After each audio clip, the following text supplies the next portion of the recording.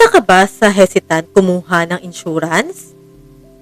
Paano kung may mga uncertainties na dumating sa'yo? Ano ang unang-unang naiisip mo na source to get funds?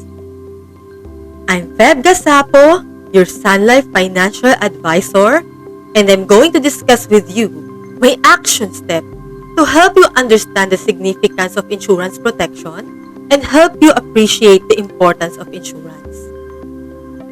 I didn't believe in insurance before until some experiences in life changed my mind. Yung very impactful experience sa akin is yung nagkasakit yung mother ko at na-confine siya ng 7 days. Covered naman ng HMO since dependent ko siya, pero dun ko nakita na gripo ang pera sa hospital. 4th day pa lang noon, naka 200,000 na agad ang inabot ng bill. So naisip ko, kung sakaling maubos ang laman ng HMO ko, isa-sacrifice ko na yung personal savings ko na inipon ko ng ilang taon. Siyempre, gagawin naman natin ang lahat para matustusan ang pangangailangan ng mahal natin sa buhay, di ba? Doon ko na-realize, kung wala na akong emergency fund for myself, paano na ako? Kung wala na kaming funds, saan pa kami kukuha? Sa mga kamag-anak, mangungutang kami? Sa mga kaibigan? Or sa mga Facebook friends?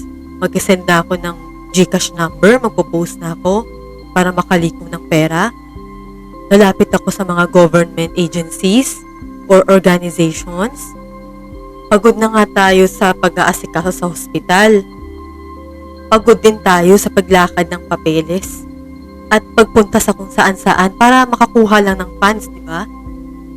Pero, deserve ba talaga natin na ma-stress at maubos ang ipon natin? Dahil sa experiences na yun, nagkaroon ako ng desire and motivation na iparealize din for our fellow Filipinos ang kahalagahan ng insurance sa ating buhay. Kaya ito ang mga naging mission ko as your FA or financial advisor. Encourage Filipinos to get insured early. As we age, insurance tends to get more expensive since health risks increase. Kaya habang bata pa, mas mura ang insurance. Life is very unpredictable. Kaya, the earlier, the better. Kahit maliit lang muna. Ang importante, may backup ka na. Magalaw mo man yung savings mo for your loved ones kasi nilaan mo sa kanila, hindi ka pa rin zero. Kasi may insurance ka na. Help clients identify their dream coverage.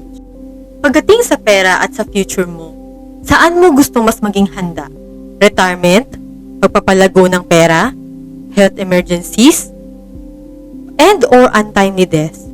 As your financial advisor, I will help you choose the right plan para hindi sayang oras at effort mo. What I need from you, my dearest future clients, is for you to describe what kind of insurance protection and financial support you want for your future. Ako kasi, before ko kinuha yung insurance ko, talagang pinag-isipan ko siya. Dinescribe ko sa sarili ko kung ano yung gusto kong matanggap in the future. Like, may both health and life insurance na ba siya? Tapos may dividends pa akong makukuha after paying for 10 years. Walang until 100 years yung effectivity ng insurance. I mean, ganon. Describe ko siya ng ganon. And that's what I want for my clients as well. I want you to take serious of it kasi we are talking about your future here. Gusto ko po na magtulungan po tayo para masiguro natin na aligned yung insurance na gusto nyo according sa needs nyo. Ensure clients understand their coverage. May mga kakilala ako na may insurance and then whenever I ask them about sa coverage nila, they sounds unsure.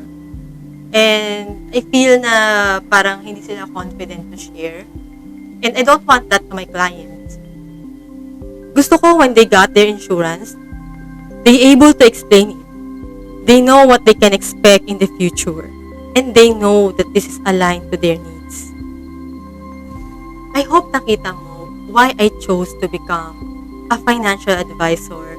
And I hope this video or this message touch your heart to believe in insurance. And I hope you let me become your partner in building the brighter future for you. Thank you for watching.